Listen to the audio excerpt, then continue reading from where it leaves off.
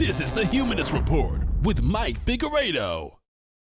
The Humanist Report podcast is funded by viewers like you through Patreon and PayPal.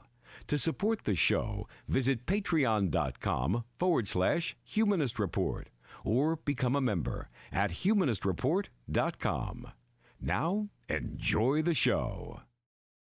Welcome to the Humanist Report podcast. My name is Mike Figueredo, and this is the 155th edition of the program.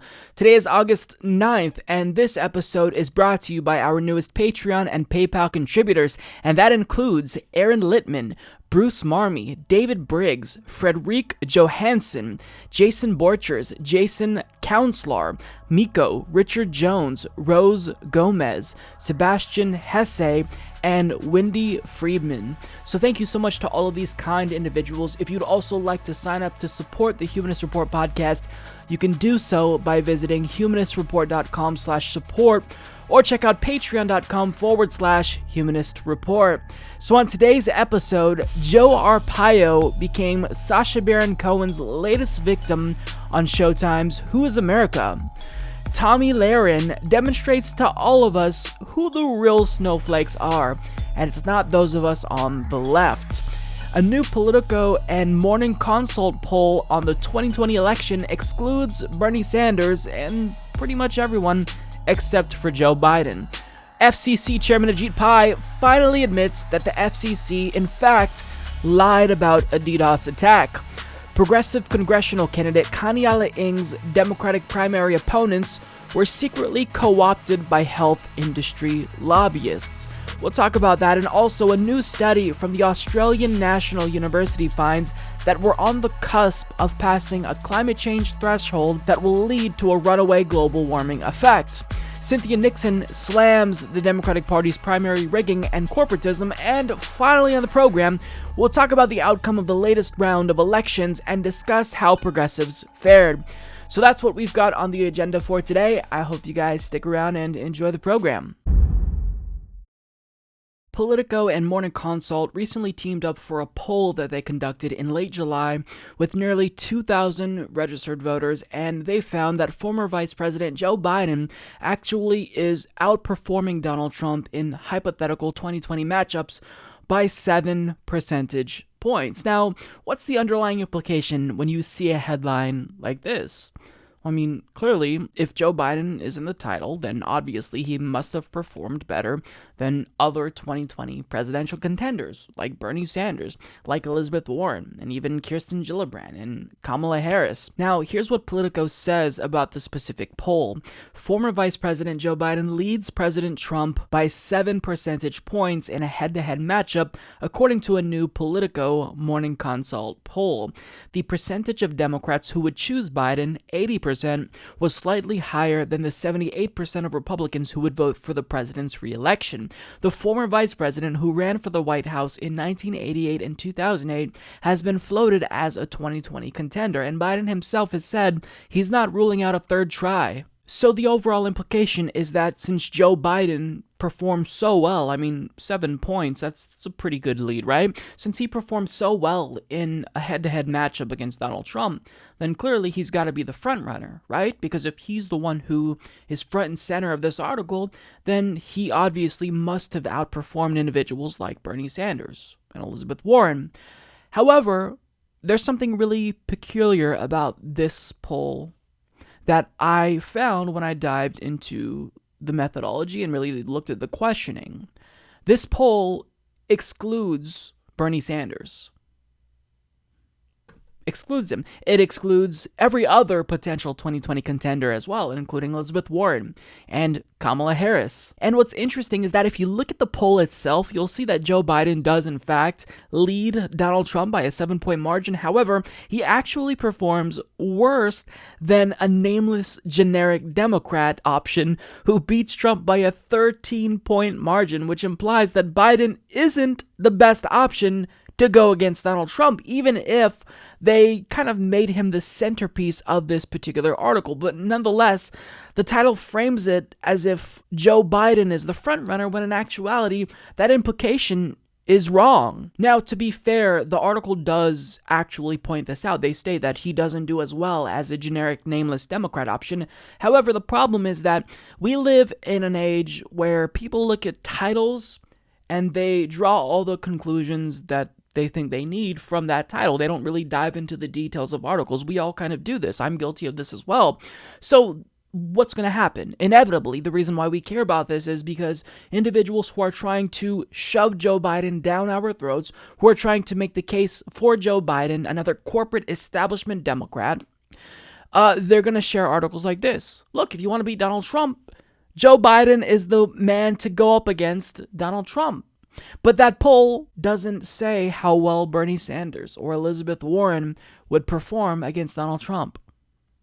Furthermore, what's interesting is that the poll itself doesn't exclusively focus on 2020. It was kind of a general poll that gauged where the American people stood in general on several issues, as well as their approval of Donald Trump and whatnot. So, I mean, the fact that the entire article was framed in a manner that implied Joe Biden was the front runner, I mean, look, this is something that I worry could be used to demoralize progressives in the same way that it did in 2016 when we saw things like, the AP calling the race in certain states for Hillary Clinton before voters even casted all of their votes yet. I mean, if you see this and you're a voter and voting is already a chore and you have to bypass voter suppression laws in certain states, or voter ID laws and voter suppression in certain states, if voting is a chore and you don't think the candidate you support has a chance anyway, then what's going to be the conclusion for a lot of people? They're going to think, well, it doesn't matter.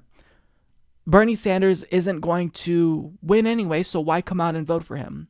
That's what I'm worried about, and I think that a large portion of the problem with Bernie Sanders and really progressives in general was that they didn't think he had a chance, so they didn't bother to really support him. I mean, we saw this with Bill Maher, where somebody asked him a question in an overtime statement and said, look, if Bernie Sanders can win both Iowa and New Hampshire, does this mean that he actually has a chance against Hillary Clinton? And what was Bill Maher's response? No. So people really respond to articles like this in a negative way, in a way that hurts progressives, because if they don't think someone like Bernie Sanders is going to win anyway, then odds are they're just not going to come out and support him. So, look, if you honestly want to defeat Donald Trump and you're part of the establishment or you're part of, a really large news outlet, you can't do things like this. I mean, sure, you can state the results of this poll, but don't make it seem as if Joe Biden is the individual to beat. It seems as if what they're trying to do is shove Joe Biden down our throats in the same way that they tried to shove Hillary Clinton down our throats. And that's completely unacceptable. You have to allow voters to make their choice. But as we've seen time and again, the Democratic Party doesn't want voters to make their choice. They want to make our choice for us and then tell us, vote for who we've selected, or, you're a Donald Trump sympathizer. You're helping the Republicans. That's what they do, and it's a really sleazy, disingenuous tactic. So, at the end of the day, we do have to be cautious. I would encourage individuals to look at these polls and dive into the methodology, dive into the details, look at the numbers, look at the sample size, look at the margin of error. And furthermore, another really important thing that I think we all need to kind of emphasize when we're looking at polls is that individual polls, I think that they're useful. They can give us some insight into where voters are at, but overall, I think that aggregate polling data is a lot more stable, so we should probably focus more on that and not put too much stock into any individual poll, even though sometimes it's difficult, right? Because if you see a poll with the results that you like showing that Bernie is ahead, that might get people excited. But really, we have to be overly cautious because we know what the establishment did. We know what corporate media outlets did in 2016, and they're already showing us that they're planning on doing it again. And even if they're not doing this on purpose, maybe they're unwittingly framing this article in a way to demoralize progressives. Maybe they don't think that will be a consequence of this, but when you have this poll that focuses on a lot of issues, they could have made the headline about Donald Trump and his approval rating, or, a generic Democrat, but they didn't do that. They decided to center this entire article on Joe Biden, and I think there's an underlying agenda there. I think there's a pro-corporate agenda, a pro-neoliberal agenda, and it's an agenda that is ultimately going to try to get us to accept whoever the establishment puts forward, and that's just not acceptable. And it wouldn't behoove the Democratic Party establishment to do that because it could backfire. I mean, we don't need to keep relitigating 2016, but these are important examples. We have to look to history so we don't have history repeating itself. So I just wanted to point this out because I thought that this was really, really a disingenuous article. In a speech at Netroots Nation in New Orleans, New York gubernatorial candidate Cynthia Nixon went after the Democratic Party establishment pretty hard. She not only called them out for tipping the scales in primaries across the country against progressives specifically, but she also called out their corporatism and reliance on large multinational corporations. And, I mean, she's really proving to us that she's the real deal. She's using her name recognition to spread this message that we've all been desperately trying to get across to the Democratic Party establishment. Take a look. The Democratic establishment doesn't like primaries. They think challenging incumbents hurts the party. I disagree. I think it helps the party. I think that centrist corporate Democrats hurt the party.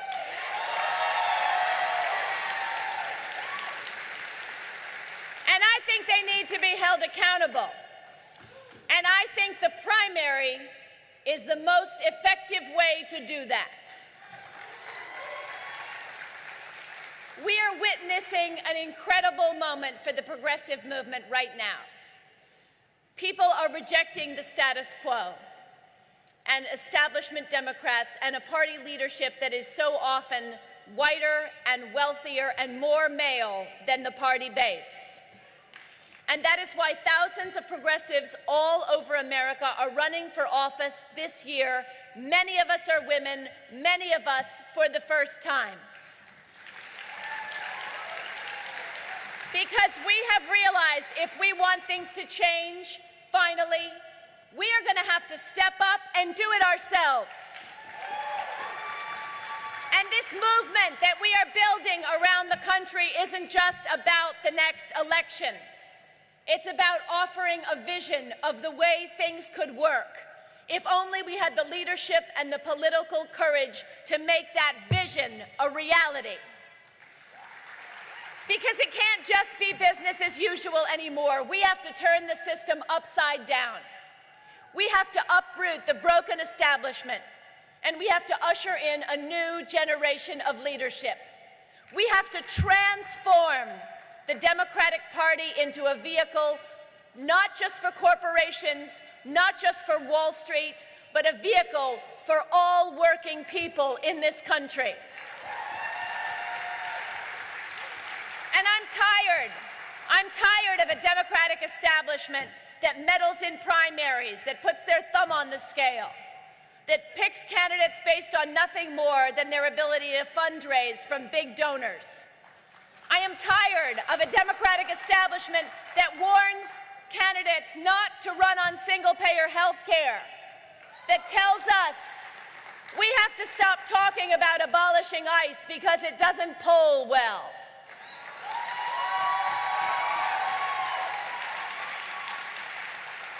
This is the same Democratic establishment that once upon a time told us not to talk about civil rights, or same-sex marriage, or abortion, or a $15 minimum wage. This is the same Democratic establishment that says we can't win with candidates like Alexandria Ocasio-Cortez because she's too far to the left.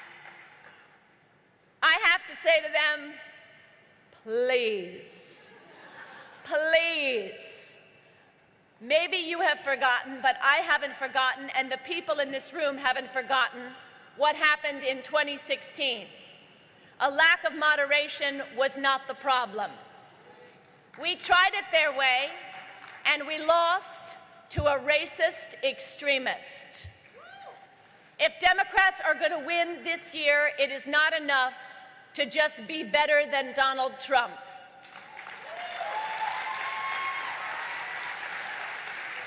We can't just give people something to vote against. We have to give them something that they want to show up and vote for. Now, I would love to toot my own horn here and say, look, she must be watching the Humanist Report because these are the same arguments I've been making all along, but odds are she just has common sense and sees the writing on the wall.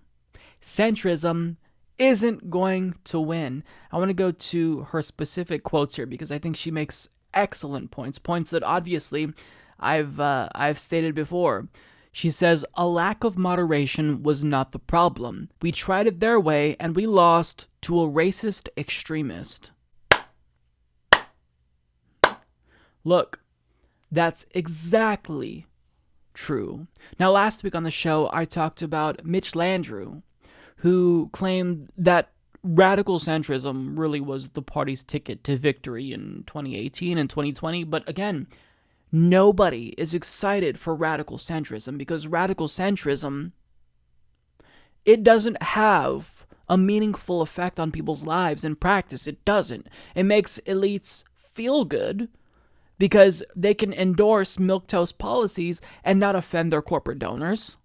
But in actuality, nobody's going to come out and try to thwart voter ID laws and voter suppression across the country and gerrymandering, all to get nothing in return. If you want voters to pay the costs associated with voting, you've got to make sure you give them a damn good reason to get out and vote for you. And centrists don't do that. Hillary Clinton didn't do that. And we just tried it 2 years ago, 2016, not that long ago.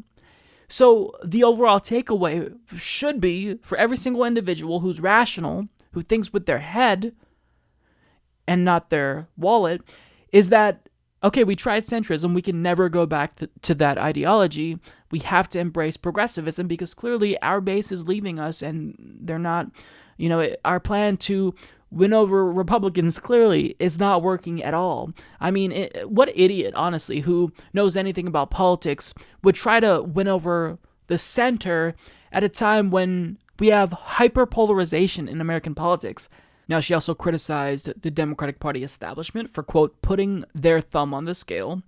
And she said that they end up picking and favoring candidates based on nothing more than their ability to fundraise from big donors. And that's absolutely true. Again, see, the reason why we're not excited over candidates who take PAC money and money from large multinational corporations is because we know that they're not going to be looking out for us. Once you take that money, you become bought off. Once you accept help from health industry lobbyists and private prison lobbyists, they've got you. There's no turning back. Once they're in your ear, you're going to be listening to them more than you'll be listening to your own constituents. And even if it's the case that you take that money and you think at the time, I'm not going to sell out, I'm going to take this money now anyways, but when I get to Congress, I'm going to fight against them. No, that's not the way that this works. We've seen time and again that money leads to corruption. And as I usually do, I'll cite the 2014 Princeton University study by Dr. Gillens and Page. And what did they find? They found that our country effectively functions as an oligarchy.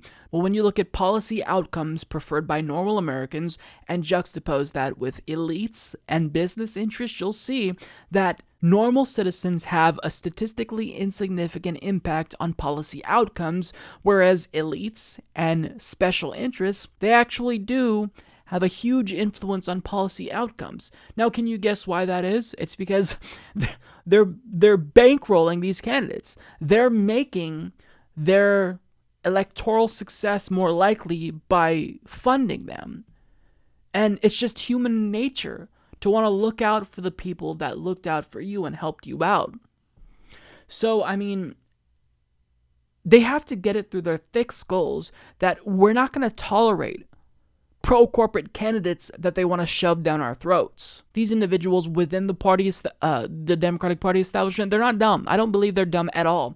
I think that they're just disingenuous and self-interested, and, these strategists who are giving these Democrats the worst advice ever. They want to keep their jobs, so they'll keep telling them the same bad ideas and regurgitating these same, strategies that have led to the party's defeat across the country. I mean, they lost over 1,000 seats. I know that progressives say this all the time, but it's such a remarkable fact that we can't not emphasize it, because it proves how awful the Democratic Party has become. We essentially have two right-wing parties. We have a center-right party and a far-right extremist proto-fascist party in this country. And that's no longer acceptable. We're standing up and we're saying that left-wingers need a party. So I can't possibly cover everything that Cynthia Nixon said, since really everything she said was just so remarkable, but I do really want to commend her, and I'm truly hopeful that if anyone can pull off an upset in New York, it's going to be someone like her. I know that the polls don't look great,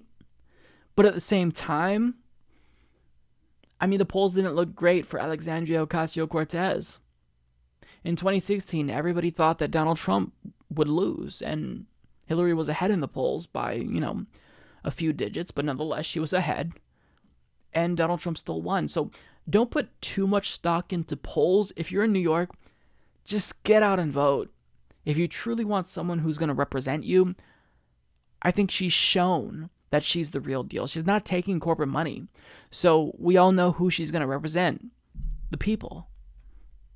So I'm just so thankful that there are so many progressives running. And I've said this before when talking with, congressional candidates. But back in 2016, I think that really you can count the number of progressives, really specifically progressive Bernie-crats, running on one hand, right? There was Tim Canova, there was Alex Law, there was, who was it?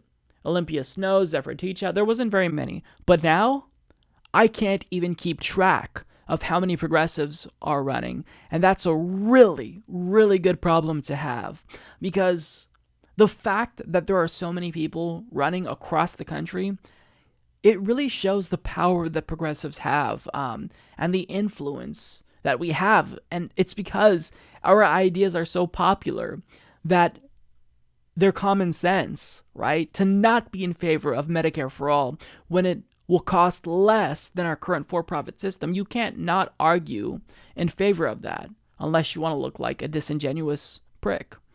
So that's why so many people are running, and I'm so thankful that people like Cynthia Nixon are finally speaking out and calling out the Democratic Party establishment, because they've been in power, and that's been really bad for actual lefties, because they've led the party off of a cliff, and now it's time for them to step aside and allow the next generation of progressives to take over, because we actually know what we're doing and we actually want to win, whereas they don't.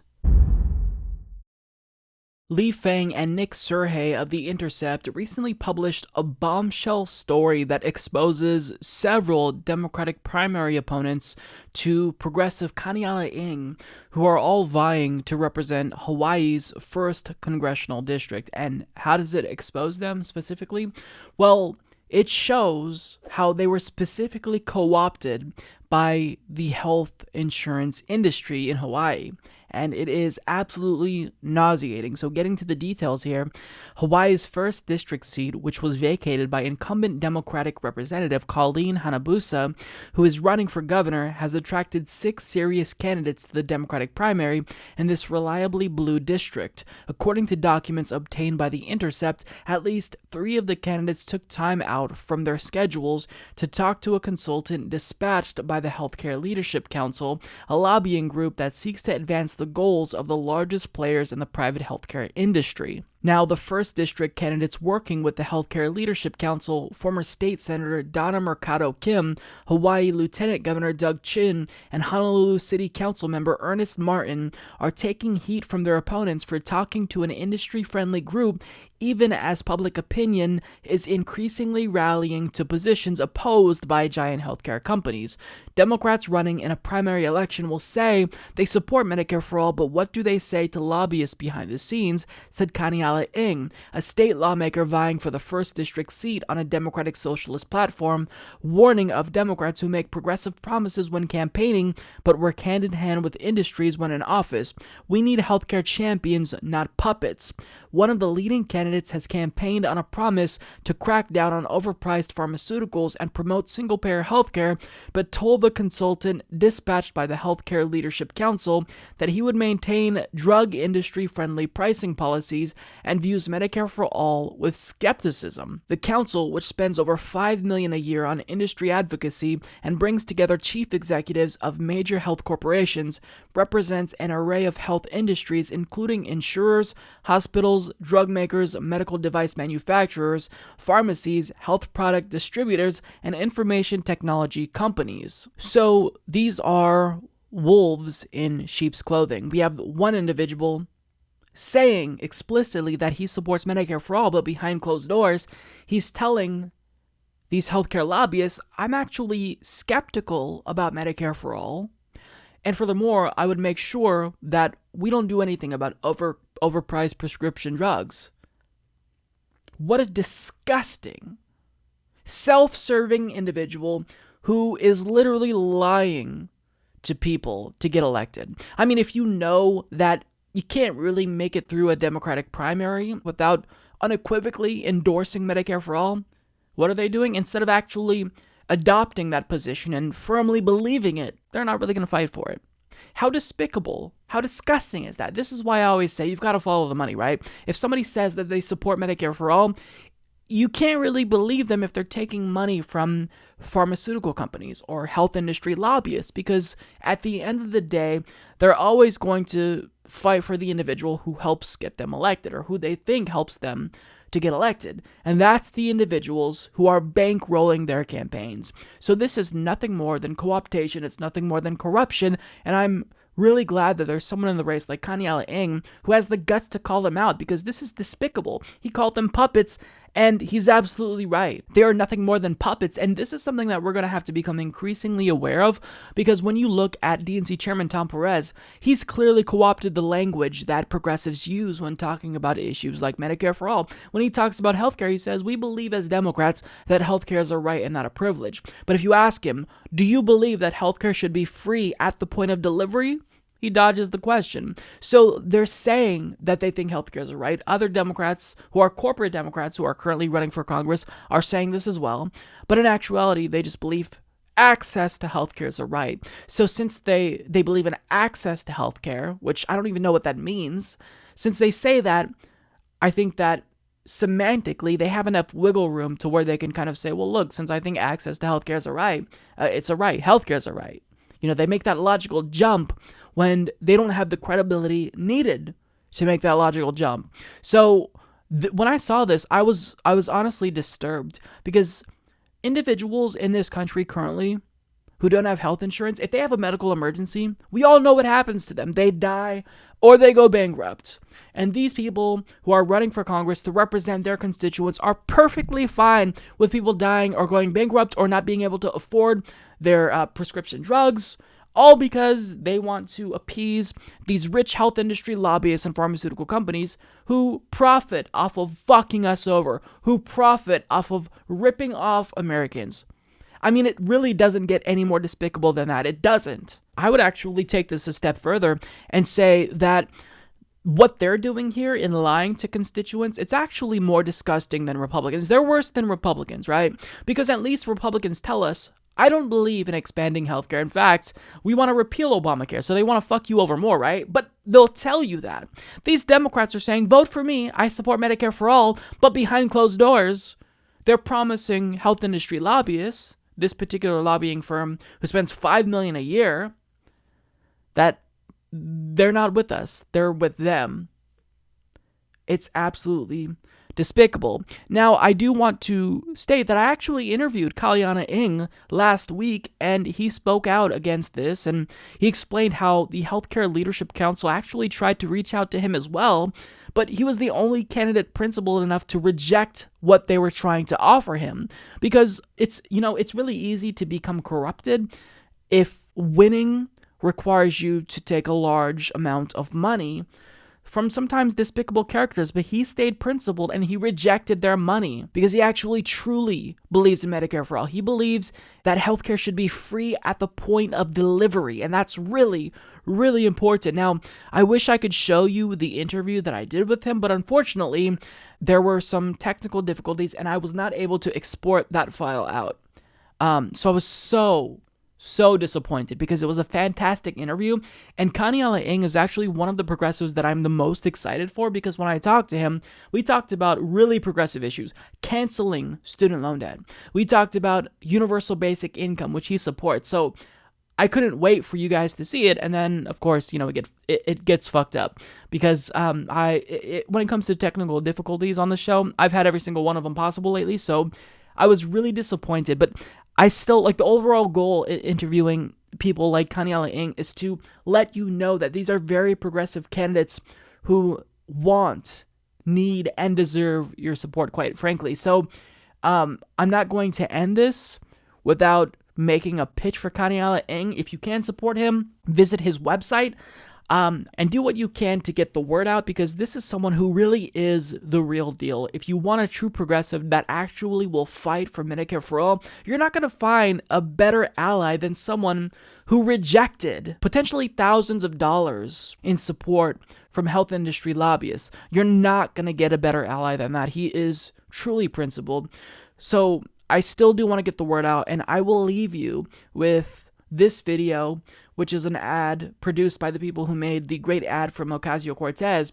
And this really shows what Kaniela Ing is all about. And I'm a true believer. So if you can, support him and enjoy. Every month, I pay 60% of my income just for rent and student loans. If you're making under $93,000 a year in Hawaii, then you're considered low income. When I was 11, my father passed away. I worked in the pineapple fields to help my mom pay the bills, and later at Walmart and hotels to pay my own. Most of my classmates, my best friends, moved to the mainland, unable to afford life here in Hawaii. We're surrounded by military bases spending trillions of dollars waging for-profit wars, but we have an affordable housing crisis. Our children are moving away, and healthcare is somehow a luxury. It's time for a new era of democratic leadership. My name is Kaniela Ing, and that's why I'm running for Congress.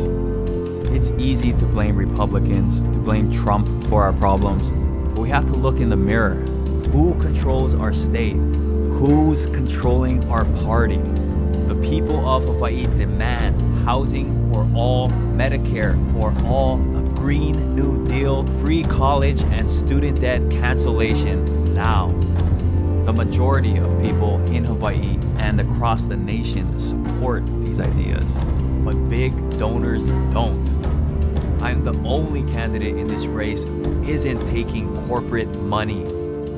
As a kid, I remember my grandma telling me stories of my ancestors, how they preserved our environment and took care of each other. She told me how our people were exploited by colonizers and forced to work on plantations. The people of Hawaii have come together and risen up before, and we can do it again. If my great-grandparents didn't stand up to the corporate establishment of their time, I would still be on the plantation. It's time for us to stand up, not just to leave a better future for our children or our grandchildren, but to live a better life ourselves. A Hawaii for the many is possible, but no one will give it to us. We have to take it together. Vote Kaniela Saito Ing on August 11th.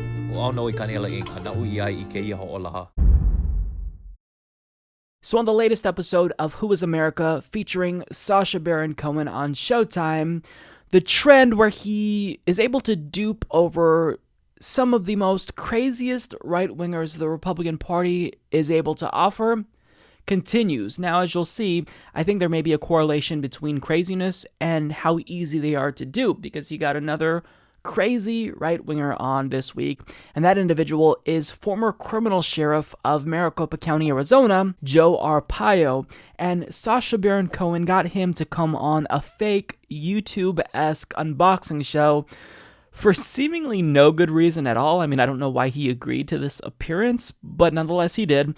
And they talked about various political issues while Cohen's character unboxed various toys. Now, Cohen began asking him more specific questions about Donald Trump, since Arpaio knows him personally, since Donald Trump actually pardoned Joe Arpaio. And this was probably the most noteworthy portion of the entire segment, in my opinion. So do you think President Trump, he's your friend, do you think he might have had a golden shower? Would surprise me. Oh, I would love to have a golden shower. Do you think there's any way you could get President Trump to give me a golden shower? In Finland? Or in America, in Washington, in the White House? I'll tell you one thing. If he sees this, and the way you're speaking, he's going to like you because you think like he thinks. My first job was a hand job from my mother, and it was newspapers. What was your first hand job? So let me say this, me, whatever I did in my life, I always did that extra. It gets me in trouble sometimes. You wanted to give the best hand job possible. Extra sometimes. Oh, so if Donald Trump calls you up after this and says, Sheriff Joe, I want to offer you an amazing blowjob, would you say yes? I may have to say yes. So, since I showed you the clip, there's about a 99% chance that this video gets demonetized, but nonetheless, I still wanted to talk about it because I think that that was great. So look, I don't think that there's much merit to the Trump golden shower theory, but nonetheless, I thought it was hilarious how Sacha Baron Cohen got Joe Arpaio to agree to these really absurd things, and he didn't pick up on the sexual innuendo. And some additional comments here that stood out to me. Cohen said, "You wanted to give the best hand job possible," and Arpaio responded by saying, "Extra sometimes." Now, Cohen said, "So if Donald Trump calls you up after this and says, Sheriff Joe, I want to offer you an amazing blowjob, would you say yes?" And Joe said, "I may have to say yes." So now, to give you some additional context, because I couldn't show you the full clip, it's relatively long, I'll link to it down below so you can watch it and get the full context. When Sacha Baron Cohen's character was talking to Joe Arpaio about hand jobs and blowjobs, he primed him to think about these things in the context of actual jobs. But here's why I think Joe agreed to those things overall, even if Sacha Baron Cohen primed him to think of blowjobs and and hand jobs as career opportunities. I mean, it's because Joe Arpaio is 86 years old, and he probably had absolutely no idea what a hand job or a blowjob was. And in an interview with the Phoenix New Times, he kind of confirmed that this was in fact the case. He stated, "I didn't even know what he was talking about," Arpaio explained. "I couldn't even hear what the hell he was saying. He had a bad accent. He was twisting things around. I felt uncomfortable with some of the words they were using, but I had to live through it. I am not the type of guy who gets up and walks out. I never walked out in thousands of interviews. I just take it," he explained at the interview, which he told was being broadcast live to 2 million people. "I was kind of shocked," he added, "but I figured this is Finland and this is a famous comedian." So that's about what I expected. I think he just didn't know what that was. Maybe he knew what a blowjob was, but since Sacha Baron Cohen brought up other jobs, meaning career opportunities, maybe, again, he was just primed to not think of it in that way. However, what's interesting to me is that in his response to this, he tried to spin this as a positive for himself, saying that Sacha Baron Cohen did show one good thing. He showed how I support the president. So, after you have the proper context, Joe, and you know what he was referring to when he was talking about hand jobs and blowjobs, you don't want to spin this to make it seem as if it's a positive when you said that you would accept an amazing blowjob from the president. You don't want to spin it. You just want to let go.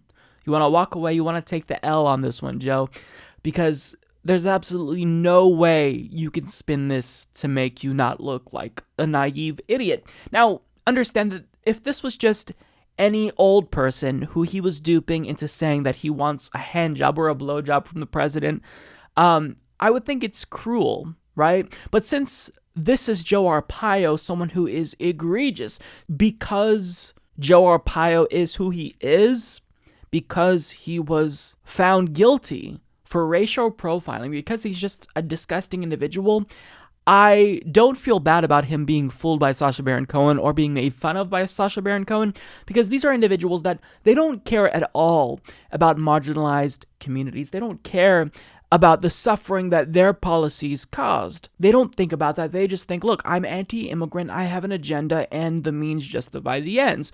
That's the way that they think. They think in absolutist terms. There's no nuance for individuals like Joe Arpaio. So I don't feel bad for him that he was duped by Sacha Baron Cohen and looked like an idiot. Again, if this was any other old person who Sacha Baron Cohen duped, I'd say, look, it's not that big of a deal because they clearly didn't know what you were talking about. But because it's Joe Arpaio, you know, I don't feel bad for him. So I am looking forward to seeing who Sacha Baron Cohen dupes next week. Although I will say this, I kind of like where he gets them to say crazy things. Like, I think when he got Jason Spencer to do and say crazy things, that was more powerful. When he got the Republicans to read off of a teleprompter saying that they support arming kids, I think that was more powerful, but I do acknowledge that it's probably more difficult to get individuals to do that because you've got to find someone who's really gullible and really stupid and naive to be able to do something like that. So I think that what we're probably going to see is him just kind of trolling politicians more frequently, like, you know, we saw with Roy Moore and now with Joe Arpaio, but either way, I'm fine with it. He's kind of exposing and making fun of the most egregious political figures in the country, and I'm okay with that. My only hope is that he will allow us to put in requests. I'd like to see him make fun of people like Louis Gohmert and Steve King, who are just disgusting individuals. So as you all know, Tomi Lahren is a right-wing political commentator who popularized the term snowflake. Now, what a snowflake is, according to her, is essentially a caricature of someone on the left who's too easily offended, who's overly politically correct, and who basically goes above and beyond to make sure that their feelings are protected at all costs. Now, she used to make fun of snowflakes pretty frequently. It was kind of what I think she was known for. So we're going to watch a Fox News clip where Tomi Lahren is brought on as a guest, and they discuss an individual who's a public official who decided to protest the Pledge of Allegiance. Now, as you'll see in this clip, it's become pretty clear that Tomi Lahren has become the snowflake, or at a minimum, the snowflake apologist that she once denounced. A Democrat by the name of Melissa Schlag took a knee during the Pledge of Allegiance. That was in July 16th. Well, last night they had another meeting. What happened? Let's take you back to Haddam, Connecticut.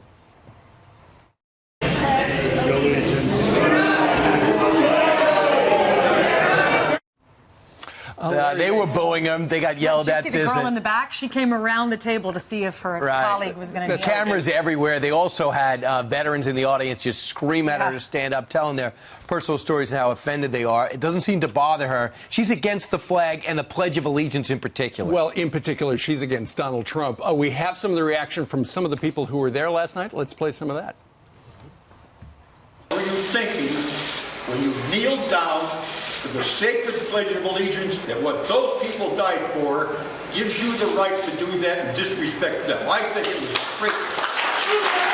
I wholeheartedly respect your right to protest. If that's what you would like to do that on your own time.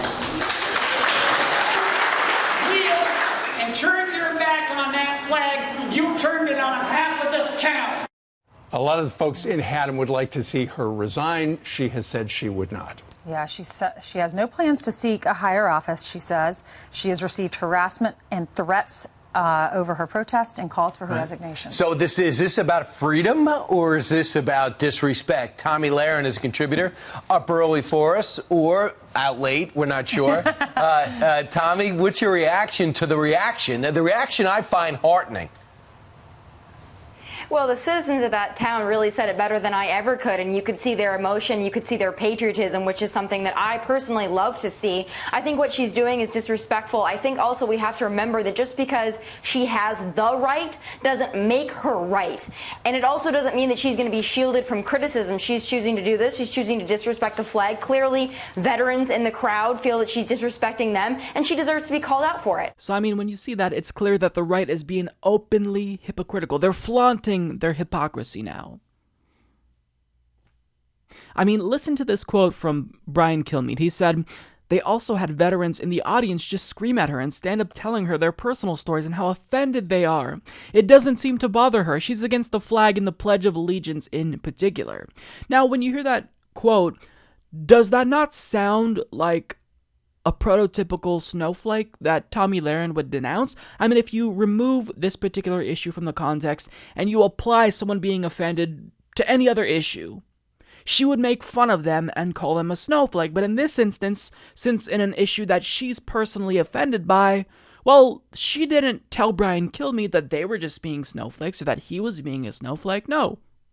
She actually decided to agree with that sentiment. She said, "I think what she's doing," meaning the public official, "is disrespectful," and she said that since veterans felt disrespected, she deserved to be called out for it. Now, when liberals call out right-wingers, we're told that we're being too politically correct and oversensitive. But when they call out left-wingers for doing something that's politically incorrect, well, they're justified in doing that. It's a complete double standard, and they don't even care how hypocritical they look. Now, when I see people getting offended by her kneeling during the Pledge of Allegiance, my thoughts are, who gives a shit? Who cares? That doesn't affect me at all. It's symbolic. It's a protest. And one individual even said, well, look, if you want to protest, do that at home. But that defeats the point of the protest. The point of protesting is to get your message across. And the reason why people tend to protest during the Pledge of Allegiance is because patriotism is a relatively touchy subject, especially for conservatives, and it's probably going to be a time when they're paying attention.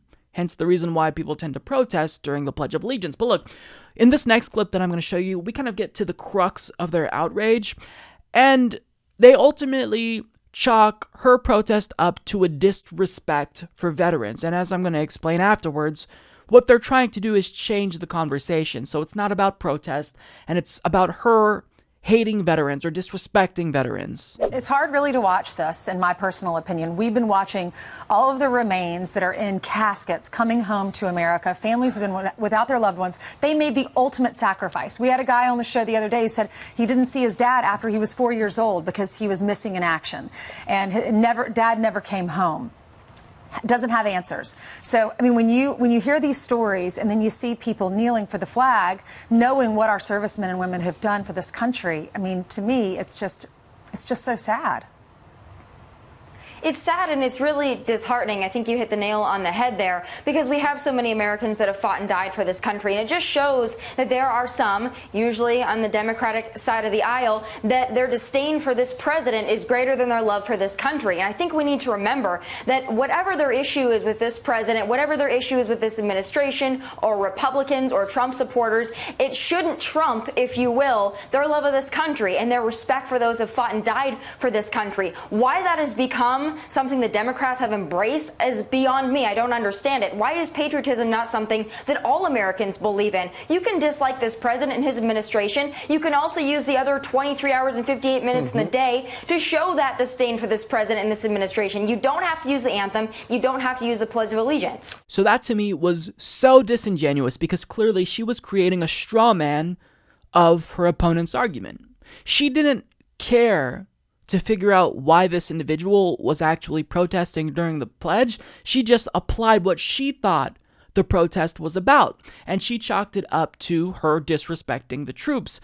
And she brought up the veterans that died, and she gave numerous examples of this. But what she was doing here was trying to change the conversation. Instead of making this about a protest of American policy, what she wanted to do was frame this as a protest specifically of the troops themselves, which is really the ultimate straw man. Now, that isn't what she said explicitly, but that was the underlying implication. That's the point that she was trying to get across, and the point that was probably well received by Fox News' viewers. And here's something that may just blow their minds over at Fox News. What if I told you that you can protest and kneel during the Pledge of Allegiance because you actually support troops?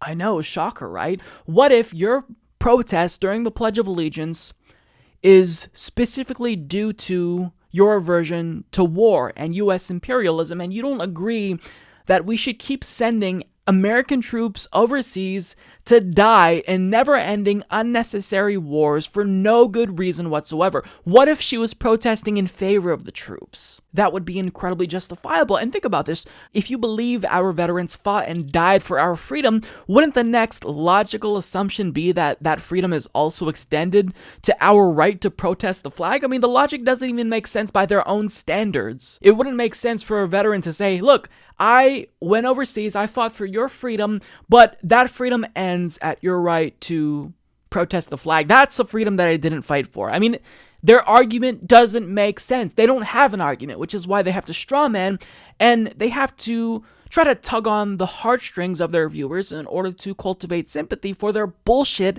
anti-freedom of speech position. And again, Tomi Lahren here, she implied, if they're going to protest the president, why do it during the anthem or the pledge? Because that's when people are paying attention. What's the point of doing a protest if nobody's going to be looking? The whole point of protest is to draw attention to a particular political issue. So why on earth would you do it at a time that's less likely to be viewed by other individuals? If you truly want people to hear your message, or you want to have any sort of impact whatsoever, then you need to do it at a time when it's going to be most visible. And this this clip is evidence for that argument. So these are individuals who are completely hypocritical. They're more than willing to call out the left being too politically correct and overly sensitive, but when they do it, it's perfectly okay. If we do it, we're snowflakes, we're too politically correct. If they do it, they're just being respectful to the flag and veterans. It's a complete double standard, and people like Tomi Lahren should at least attempt to be at least a little bit more consistent with regard to her position on sensitivity and political correctness, especially if she had this meteoric rise in politics because she made a name for herself making fun of people who are too politically correct and sensitive. But I mean, we live in a world where right-wingers can be as openly hypocritical as they want to, and that's that. There's a new study that recently came out that was conducted by researchers at Australian National University on climate change, and this story absolutely shook me to my core because it really puts things in perspective with regard to climate change and how we need to get our act together really quickly if we want to survive as a species, because we're basically on the cusp of passing a threshold that could catalyze a runaway global warming effect, which I don't even have to tell you would be devastating. So according to Max Greenwood of The Hill, a new study out Monday warns of the possibility of out-of-control global warming if humans fail to band together to fight the worst effects of climate change. The analysis, conducted by researchers at the Australian National University and the Stockholm Resilience Centre, among other institutions, outlines the potential for a threshold that, if crossed, would lead to runaway warming patterns and the advent of a hothouse Earth. If such a threshold is crossed, the study warns, global average temperatures could climb as much as 8 degrees Fahrenheit above current temperatures, and sea levels could rise 30 to 200 feet. Crossing the threshold would lead to a much higher global average temperature than any interglacial in the past 1.2 million years, and to sea levels significantly higher than at any time in the Holocene, the study says. Even if every country that signed on to the Paris Climate Agreement meets its obligations under the pact and limits the global temperature increase to 3.6 degrees Fahrenheit, runaway global warming could still be a threat, the newspaper reports. The study says that mitigating that risk risk would require collective global action, including a drastic transformation of social values and the pursuit of new technology. This is honestly, like, I don't know if I have the words to express just how depressing this really is. The thought of a runaway warming effect on the planet. I mean, how many species are already going to go extinct due to climate change? But if there's a runaway effect where it gets hotter and hotter and hotter, I mean, what do we do? The thought of climate change catalyzing wars for water in the Middle East, in North Africa, it's so terrifying. We've gotten to this point as a society where we don't just put profits over people, but we put profits over people and the planet. We don't care. The oligarchs who are currently in power don't really have to care about the consequences of climate change because, let's face it, they're older, right? They've reached the ends of their lives and they're not going to see the consequences come to fruition in a way that will really affect them. Because, I mean, if you're not ignorant and you're paying attention, then you can see how climate change is already having an impact. We're already seeing the consequences.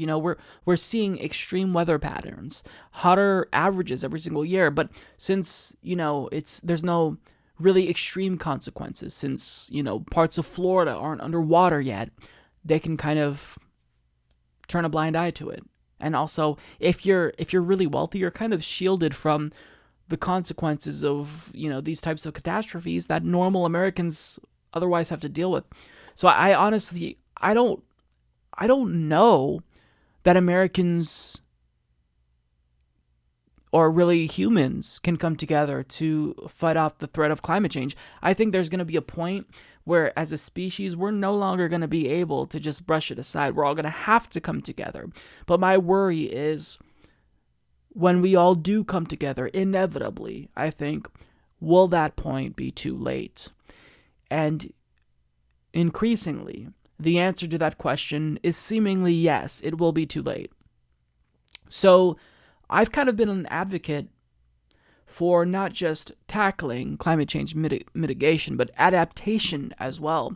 Because if we're not talking about adaptation, then we're not really having, or if we're not including adaptation in our discussions about climate change, then I don't think we're having a fully constructive conversation, because consequences will result from climate change. We're already seeing it. So we need to equip ourselves with the knowledge and capacity to adapt to what will inevitably cause mass chaos across the world. But just nobody's priorities are in order, and also individuals who care about climate change, the working class, they're so bogged down with low wages and working longer hours that it's difficult for people to even muster the energy to support it. It's all going downhill, right? That's kind of the sense that I got when I read this article. Shit's hitting the fan, everything's going downhill, and it looks as though the human species isn't going to be able to get its shit together. And look, there's been times when we've come together. When there was the hole in the ozone layer, we had the Montreal Protocol. Everyone came together. Now, part of that was because businesses decided to align their interests with that of individuals who are concerned, knowing that there would be regulation ultimately. But businesses nowadays, they're kind of not really willing to adapt quick enough. And furthermore, politicians who are beholden to the industries that pollute the most, well, what are they doing? They're not doing anything. They're still subsidizing big oil. We're not being honest with ourselves about the things that are increasing greenhouse gas emissions. And that includes factory farming. That includes a bevy of things that average Americans alone can't tackle, that we need government and world leaders to fight for us on. But it's just, I don't know. It's a really scary time, right? This should be an exciting time for human beings, since we're seeing all these technological advances and whatnot. We all have basically all the information available at our fingertips with cell phones. But then we had this looming threat of climate change. which is just, it's utterly horrifying. And I like to try to end these videos, with an overall takeaway, but I don't have an overall takeaway. I don't have the right words to describe what needs to be done. I don't have any motivational speeches to give. I've got nothing. I don't have anything. I'm out of ideas when it comes to trying to figure out how the fuck human beings are going to get ourselves out of this mess. I have no clue. I'm not smart enough to come up with any types of solutions. I don't know. As the article states, it's going to require global collective action. But when that ultimately happens, might be too late. So I don't know what to say. This is just, it's awful.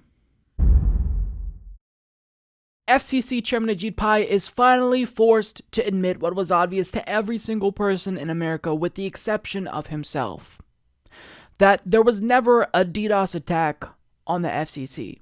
That was a claim that they made up in order to cover their asses. Now, before I talk about the new article where he admits that the FCC essentially lied, let me get you all caught up. So as you'll recall, back in 2017, the FCC comment system was overwhelmed when John Oliver instructed his viewers to file pro-net neutrality comments on the FCC's website. Now, since the surge in traffic ultimately slowed down the FCC's website to the point that it became inoperable for a number of hours, well, rather than working to try and fix the problem quickly so viewers could submit comments, the FCC just did nothing, and they chalked it up to a DDoS attack in order to cover their asses. And they even threw the previous FCC chairman, Tom Wheeler, under a bus and claimed that he actually withheld evidence of a different DDoS attack that occurred in 2014, and they threw him under a bus and made up a second DDoS attack in order to make the current claim that a DDoS attack occurred in 2017 seem a bit more credible. And now, even though it was bullshit, the evidence has become so overwhelming that this is an untenable position. They have to admit that there was never a DDoS attack. So according to Eris Foley of The Hill, the Federal Communications Commission on Monday said that a cyber attack on its comment system that it claimed had taken place last year never actually happened. FCC Chairman Ajit Pai issued a statement regarding the Office of Inspector General's independent investigation into the alleged incident last year involving the agency's electronic comment filing system. For several months, my office has been aware of and cooperating with the Office of Inspector General's independent investigation into the incident involving the FCC's ECFS that took place on May 7th through 8th of 2017, Pai said in the statement. The Inspector General's office asked my office not to discuss this investigation while it was ongoing so as to not jeopardize it, and my office has accommodated that request. Pai said in the statement he was deeply disappointed that the FCC's former chief information officer, whom he pointed out was hired by the prior administration and is no longer with the agency. Pai said the former CIO provided inaccurate information about this incident to me, my office, Congress, and the American people. I'm also disappointed that some working under the former CIO apparently either disagreed with the information that he was presenting or had questions about it, yet he didn't feel comfortable communicating their concerns to me or my office, Pai continued. So Pai's response here is particularly interesting to me, or really outrageous to me, to be clear, for a couple of reasons. First of all, he is trying to deflect and throw someone else under the bus for an agency that he leads. No. If you're the head of this agency, you take responsibility for it. You don't get to throw the last administration under a bus. So that's kind of the first thing. It's a sleazy tactic that anyone could have predicted that Ajit Pai would do if he was caught. Now, the second reason why this is so ridiculous is because the individual who he's throwing under a bus, the former CIO of the FCC, is an individual named David Bray, who actually is an ally of Ajit Pai. Bray actually lied about there being another DDoS attack in 2014 in order to protect Ajit Pai and make it seem like this 2017 attack was more valid since it's kind of a common occurrence for the FCC. But now that Ajit Pai himself may be in hot water, what does he do? He throws his own friend under a bus in order to cover his own ass.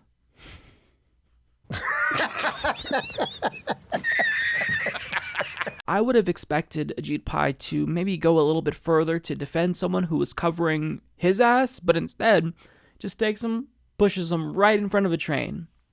Now, I'm glad that he's admitting that, the DDoS attack was essentially bullshit. It shouldn't have taken this long, though. Now, he states that he didn't want to, hurt the ongoing investigation by the FCC Inspector General, which is why he hasn't commented. But look, the FCC Inspector General's investigation, it wasn't launched until February, as far as we all know.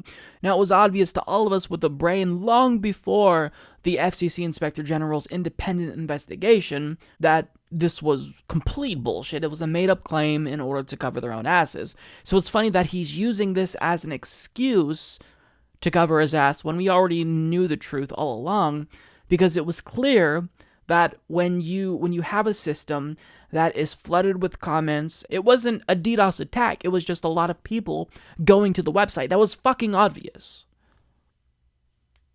But because he didn't want those individuals filing pro-net neutrality comments, what did he do? He probably instructed individuals within the FCC to just kind of back off, don't fix it right away. Let them not be able to post their comments, and then we'll claim it was a DDoS attack, and that should help us cover our asses if anybody asks any questions as to why we weren't trying to allow for people to have their voices heard. I mean, it's despicable. Anything that he does is always at the behest of internet service providers. He is in bed with the large multi-billion-dollar companies that he's supposed to be regulating. I mean, this guy is as corrupt and sleazy as it gets in American politics. I mean, Donald Trump talked about draining the swamp when he was elected, and this guy is the swamp. He's the swampiest swamp monster imaginable currently in Washington, D.C. I think that since Scott Pruitt resigned, it's clear that Ajit Pai is officially the most corrupt individual in Washington. That's clear. Direct collusion between him and internet service providers. Numerous instances of this occurring, everything from him speaking at Verizon's headquarters a week before he repeals net neutrality, to him laughing with telecom lobbyists about he's a shill for the industry and how the industry has infiltrated the FCC. I mean, this guy, he's a joke. He's as corrupt as they get. So I'm glad that little by little, he's becoming exposed. But it's not enough, I think, to get him impeached, even though I believe if lawmakers wanted to impeach him, they probably have more than enough to do it. But according to them, since they haven't acted, it's not enough to impeach him. I wish that they would take action, because this is someone who's very corrupt. And I have no doubt that someone who is maybe equally corrupt will take his place, like Mike O'Reilly, who's an FCC commissioner. But the point is that individuals in power don't get shielded from consequences when they commit crimes. Since he's been overtly corrupt, I think it's only reasonable that we talk about impeachment, and it's just not happening, which is a little bit frustrating. But I am happy that Democrats are on the correct side of this issue. But I mean, at the end of the day, he's still winning. Net neutrality is repealed, and it's most likely going to be the case that the House will not vote to nullify the FCC's repeal of net neutrality, because there's just not enough votes. So it's really frustrating, and little by little, I am losing hope when it comes to net neutrality, because as time goes on, it's going to get a lot more difficult for us to win back net neutrality. So hopefully states will take action, and we've all got to continue doing what we can to exert pressure on lawmakers. Well, as you all know, there's been a ton of different Democratic primaries that have taken place across the country in numerous states. And as you can see here, I've got multiple Justice Democrats who had races today, some pretty big names in progressive politics right now. And I don't have the results for every single race just yet, but we have enough to at least gauge whether or not tonight was a success or not. And overall, with the preliminary results that we have, even though some are still coming in, it was a pretty bad night, admittedly so. That's not to say that there weren't some victories here and there, but for the most part, there were some pretty big blows. So because I like to end things on a positive note, let's start with the bad news first. So first of all, when it comes to Michigan's gubernatorial race, with 79.6% of precincts reporting Gretchen Whitmer, the corporate Democrat, defeated Abdul El-Sayed, and she received 51.9% of the vote to his 31.5%, and Shri Thanadar, which is basically just the lying fake progressive, came in third with 16.6% of the vote. Now, this is very disappointing. Bernie Sanders, Ocasio-Cortez, they came out to stump for Abdul El-Sayed. He was a staunch progressive, and he was within striking distance, according to polls. I think he was just 7 points behind, and he ended up losing by about a 20-point margin. So this one is really the biggest defeat, because if he would have pulled off an upset here, it would have been huge. It would have been another Ocasio-Cortez situation and would have made national headlines. And needless to say, I'm pretty disappointed with the outcome here. People in Michigan, they could have had someone who genuinely cared about representing them, who would have fought for state-run Medicare for all, but instead they opted for someone who was backed by the establishment who takes corporate money. So that's really, really disappointing. Abdul El-Sayed was one of the best progressives, and he lost. So I know that this won't be the last that we see of him, but this is a gut punch. Let's be real. This is really tough. Now, when it comes to the race with Cori Bush, another Justice Democrat, I've had her on the program, and this is in Missouri's 1st congressional district. With 92% reporting, Lacey Clay has defeated her 57.1% to 36.3%. Now, Ocasio-Cortez did a lot to give her a boost towards the end of her campaign. As soon as Ocasio-Cortez won, she was stumping for Cori Bush, so it seemed more likely that Cori Bush could have pulled off an upset. And Lacey Clay is someone who is a corporate Democrat, and he has been attacking Ocasio-Cortez because she had the audacity to endorse Cori Bush. So the fact that that one was another loss for us, that one hurt, because I was really watching Cori Bush. There's something really special about her, and she really is a progressive leader. And to have her lose, again, really disappointing. So let's move on. Getting to Washington State.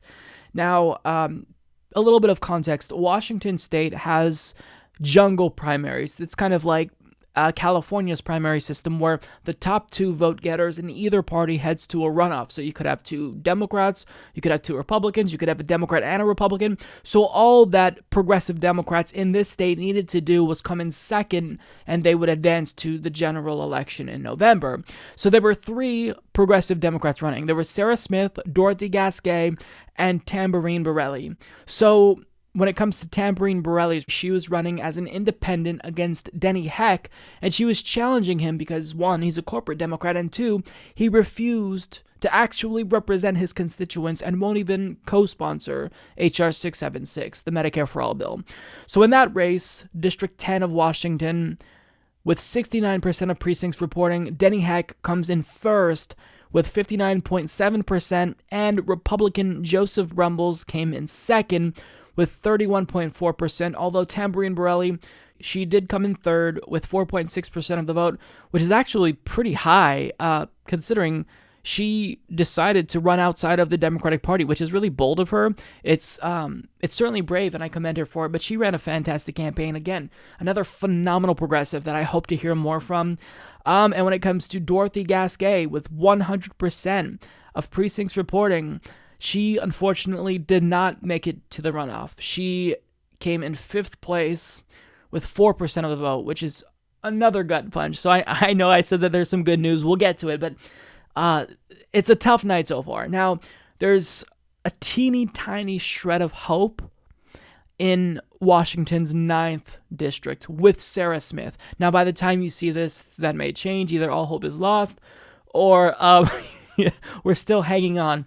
But with 62% of precincts reporting, Adam Smith, her corporate Democrat opponent, is currently in first with 50.3% of the vote, and Republican Doug Baser is currently in second with 26.6%, and Sarah Smith is in a close third with 23.2% of the vote.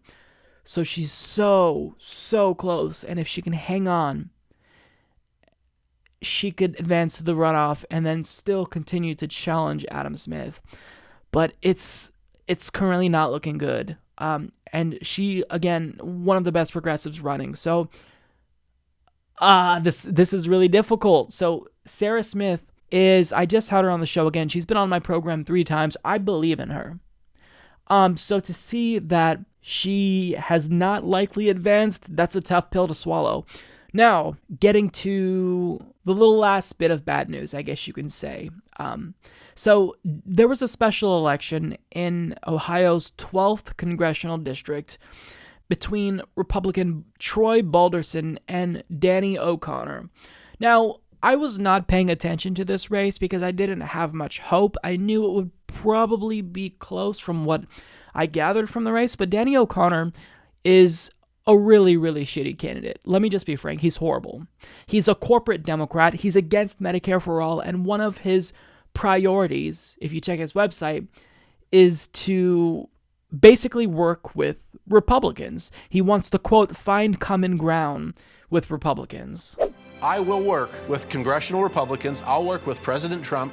I'll work with congressional Democrats if folks will sit down and be serious and commit to rebuilding this country so that people who are ready to go to work have the opportunity to do that. We have a chance to send a message, not about partisanship, but about pragmatism. That's what's at stake.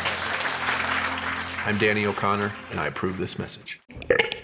And with 100% of precincts reporting, even if he was a shitty candidate, he did pretty well, even though he ultimately lost. He was narrowly defeated by Republican Troy Balderson, and this race was so close that Troy Balderson only had 1,754 more votes.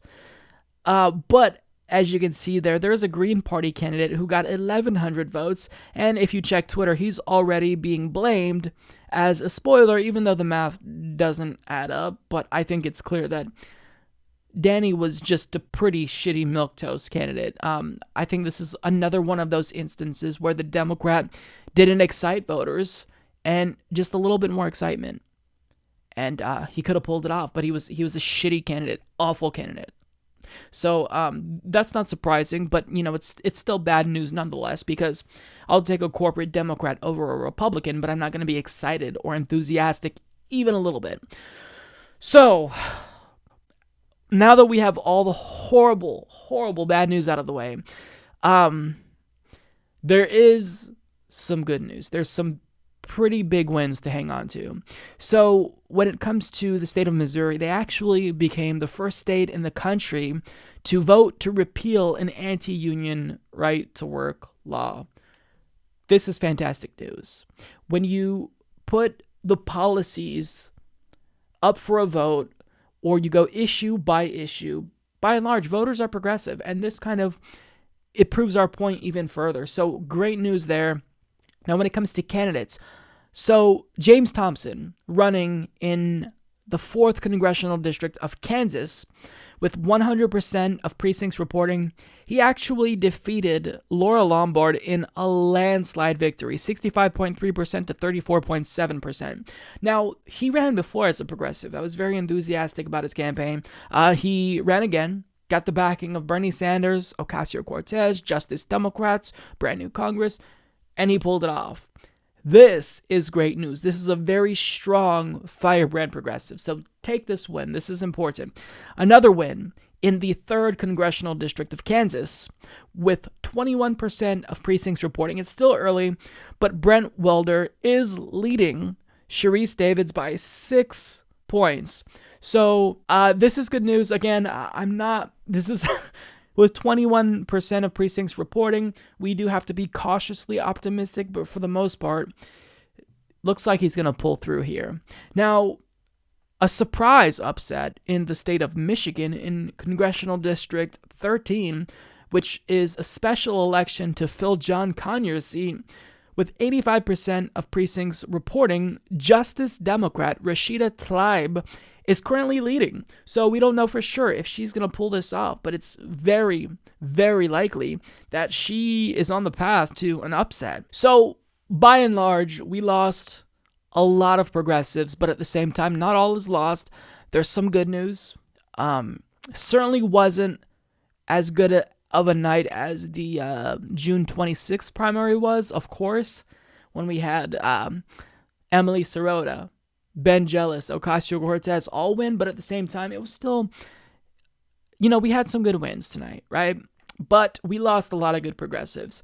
And let me just say this, to all of these progressives, they ran phenomenal campaigns. And I also want to extend another thank you to not just them, but all of their volunteers, because we talk about how wonderful these candidates are, and really they wouldn't attract volunteers if they weren't such outstanding candidates, but their volunteers are working tirelessly for all of us. They're knocking on doors every single day. They're phone banking every single day, and we don't even know their names to thank them. So to all of the volunteers of Sarah Smith, Dorothy Gasquet, Abdul El Sayed, Cori Bush, anyone else, you all make progressive victories possible, and you should really be proud. Hold your head up high.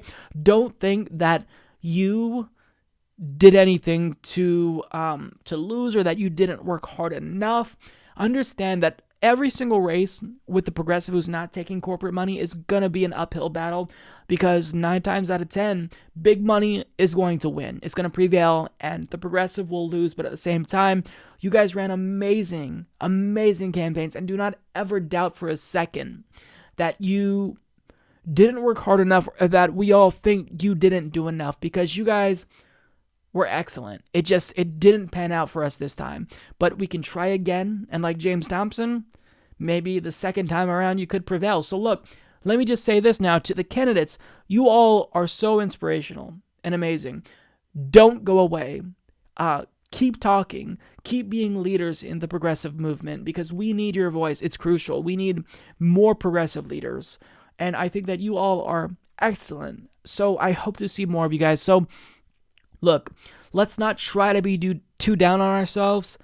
This does suck overall, but at the same time, really hang on to those wins that we got tonight. The 3 wins, or actually 4 if you count the ballot initiative in Missouri, because look, these are important. We can't get demoralized. We got to think of the long game here. So I'm not going to lie, tonight felt like a gut punch, but I'm not going to stop. Never going to stop. That shouldn't surprise anyone. So we'll just keep going. And, hopefully there's another primary coming up on the 11th of August with Kaniela Ing. Hopefully we get a win there. So, we'll see, and we'll be watching closely either way. Fantastic campaigns. These progressives are absolutely inspirational, and I truly, truly look up to them. Well, that's all that I've got for you guys today. Thank you all so much for tuning in, and a special shout out to all of our Patreon and PayPal contributors. If you'd also like to support the program, you could visit humanistreport.com/support or check out patreon.com/humanistreport. Thank you all so much. Hopefully you enjoyed the episode. I will see you all next week. Take care.